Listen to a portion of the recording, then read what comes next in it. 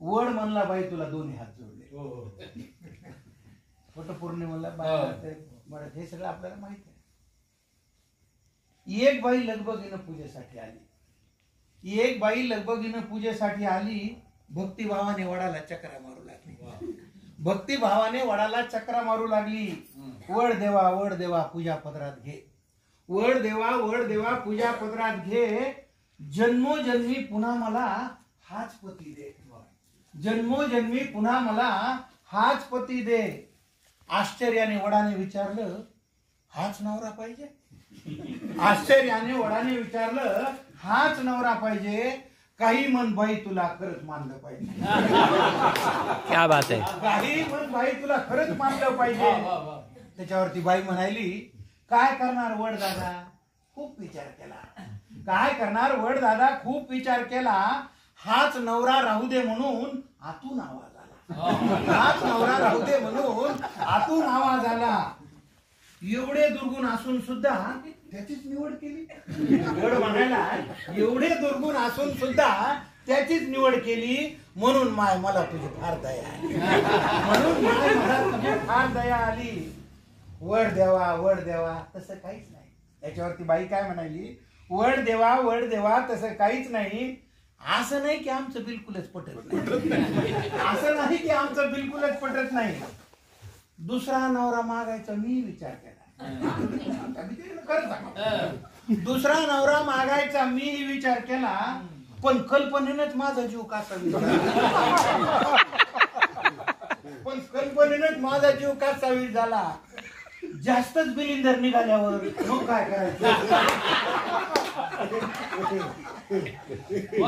जास्तच बिलिंदर निघाल्यावर मग काय करायचं? म्हणून म्हणलं याच्यासाठीच वडाभोवती फिरायचं. म्हणून म्हणलं याच्यासाठी वडाभोवती फिरायचं. तुम्हाला तर माहिती आहे देवा मी काय कमी नाही.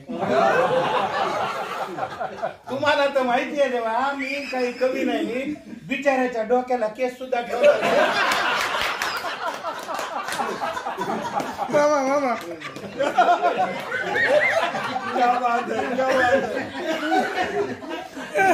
डोक्याला केस सुद्धा ठेवला नाही.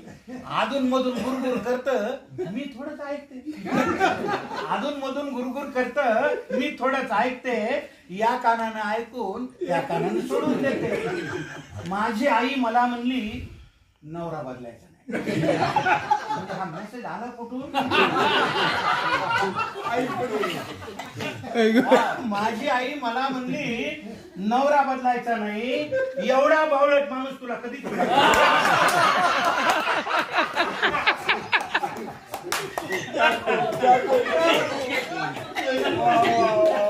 माझी आई मला म्हणली नवरा बदलायचा नाही. एवढा बावळट माणूस तुला कुठेच मिळायचा नाही.